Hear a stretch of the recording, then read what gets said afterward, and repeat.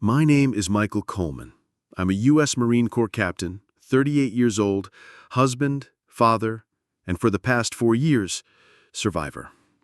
I thought I understood what sacrifice meant. Deployments, violence, years spent watching my kids grow up through grainy video calls. But nothing prepared me for what came after. Before Afghanistan, life wasn't perfect, but it was mine. Emily was my anchor, my college sweetheart, the mother of my 2 girls, and the only person who knew how to calm the storm in me. My younger brother Jake, on the other hand, was chaos. He was the black sheep, always in trouble, in and out of rehab or jail, charming his way through disasters of his own making. We were opposites, but blood is blood, and after Dad died, I promised to keep him close. The day before my deployment, Emily cooked her famous chili, the girls drew me a card, and Jake showed up late, hungover, but with a grin that made my wife roll her eyes. "Don't die over there, hero," he said, slapping my back. I remember laughing. I remember Emily watching us with that quiet look of worry she always wore when I put on my uniform. And I remember holding her in bed that night, breathing her in like I could somehow keep a part of her with me, just in case. What none of us knew was that it would be the last normal night we'd ever have. My unit was sent deep into Helmand Province, near the Pakistan border. 3 months into the mission, our convoy was ambushed. RPGs, gunfire, chaos. I was taken. They said I was dead. My name was read out at the base chapel back home. A folded flag, a memorial. But I wasn't dead. I was just somewhere worse. I don't know how long I was held. Days blurred into weeks, weeks into months. The Taliban kept me in a dirt-walled room, blindfolded, hands tied, beaten when I didn't answer questions fast enough. Sometimes they fed me, sometimes they didn't. I talked to God in that dark silence. I talked to Emily. I whispered my daughter's names like a prayer. I promised myself I'd make it home, even if I had to crawl. Then, one day, gunfire cracked through the compound like thunder. American voices. I don't remember much after that, just blood, heat, the sting of sunlight after so long in darkness. I woke up in Germany, 34 pounds lighter, missing 3 teeth, with a piece of shrapnel lodged in my thigh. They told me I was officially found, that Emily had mourned me, that a funeral was held, but all I wanted was to hear her voice. When they finally put me on a plane back to North Carolina, I was full of adrenaline and hope, rehearsing what I'd say when I saw her, maybe something poetic, or maybe I'd just kiss her. But as soon as I stepped off that plane, something didn't feel right. My daughters looked stunned, hesitant. Emily hugged me, yes, but something in her body felt stiff, off. And Jake? Jake stood behind her. He wasn't smiling. He looked guilty. For a moment I thought maybe he felt bad that I'd been through hell, but as the days passed and the hugs felt colder, and Jake kept finding reasons to drop by, my gut began to twist. I hadn't been home 2 weeks when I noticed things. A toothbrush in our bathroom that wasn't mine. His boots in the hallway. My youngest called him Uncle Jake with too much ease. And then I saw it. A framed photo of him holding my daughters at the beach. A beach trip that happened while I was still dead. While my body was still missing in the desert. I didn't want to believe it. I kept telling myself there had to be an explanation. Maybe he was just helping. Maybe Emily needed someone. Maybe it was just grief. But the more I looked, the more obvious it became. He was in everything. Our fridge had his favorite beer. His jacket hung behind the door. My daughters talked about him like he lived there. And Emily, she avoided my eyes, flinched when I touched her, smiled like someone doing a job, not greeting her husband back from the dead. One night I got up for water and found her on the porch, whispering into her phone.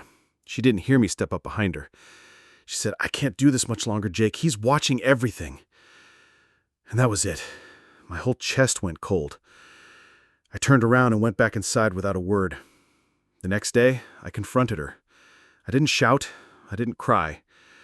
I just asked, "Are you in love with him?" She froze. Then, slowly, she nodded. I don't remember sitting down.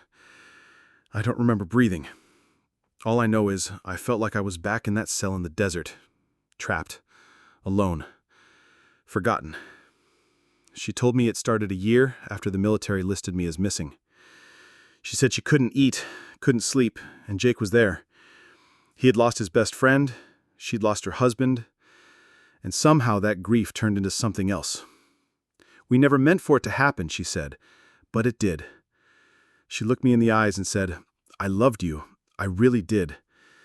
And that did shattered me more than any bullet ever could. They had built a life while I was rotting in a hole halfway across the world. And now I was the outsider in my own home, a ghost walking through a story that had already moved on. I didn't leave right away. Maybe part of me was still trying to wake up from the nightmare. Maybe I thought I could fix it, somehow claw my way back into the life that had moved on without me. But every corner of that house whispered that I didn't belong. My daughters didn't know how to talk to me. I couldn't blame them. They were too young when I left, and Jake had filled in all the blanks. He took them to school, he bandaged scraped knees, he watched their plays. And now I was just this stranger who came back with scars they didn't understand and stories they didn't want to hear. Emily tried to play the part of the wife for a while, making dinner, small talk, asking if I needed anything, but I could see her flinch when our hands brushed. She kept her phone close. Jake stopped coming around, probably because she asked him to, but I knew they were still talking. I felt it. I wasn't just a man betrayed. I was a relic, something buried and brought back only to haunt the people who had already mourned me. And that house, our house, it didn't feel like home anymore. It was his now, in every way that counted. I started sleeping in the guest room.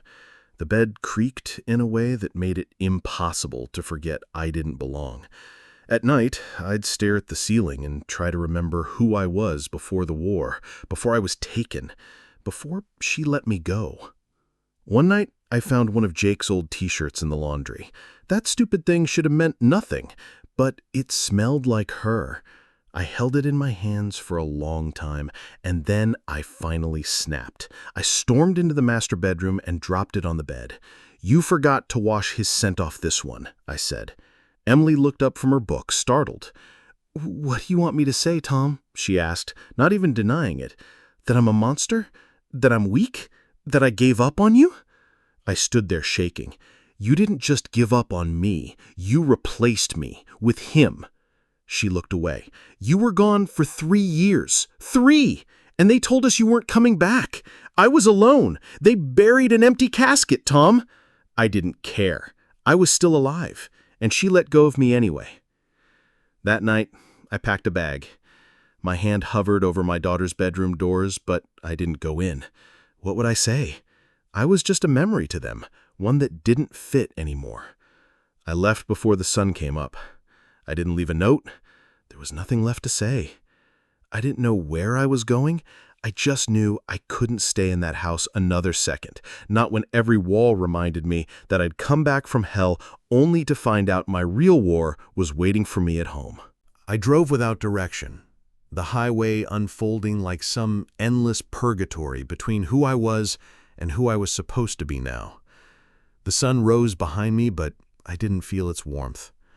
For days I lived out of my truck, eating gas station sandwiches and showering at roadside motels.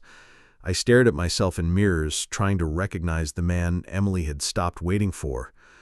And every time, I saw the same hollow stare. A soldier returned not to cheers or open arms, but to a home that didn't exist anymore. The hardest part wasn't the betrayal. It wasn't even the loneliness. It was the realization that the version of me she loved died long before I stepped off that transport plane. Jake didn't steal her. He was just there to catch what I dropped. But that didn't make it easier to swallow. I thought about confronting him, dragging his face through the same dirt he let me rot in. I imagined the satisfaction of a punch, the taste of blood, something primal. But deep down, I knew it wouldn't change anything. It wouldn't bring back the years. It wouldn't make my daughters call me Dad without flinching. And it sure as hell wouldn't put me back in that house. So instead, I started over. I signed up for counseling at the VA. Took some contract work doing security for a warehouse outside Denver. It wasn't much, but it kept my hands busy and my mind from drifting too far. Nights were the hardest. Too quiet, too long. But I found a small gym that stayed open late. I lifted until my muscles burned, trying to sweat out the ghosts. One day, I got a letter from Emily. Just a short note. No return address. "I'm sorry," it said. "I'll always be sorry. But I couldn't keep living in the past." That was it. No signature, no plea. Just closure, or whatever scraps of it she could offer. I didn't write back. What could I? I had already buried too many things, and maybe this too needed to stay dead. But the pain didn't go away.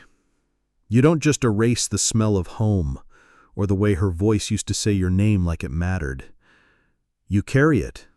You wear it like an old uniform that never quite fits again. I'm still learning how to live with it. Some days I fail, some days I fake it, but I keep waking up. I keep breathing. And maybe that's enough for now.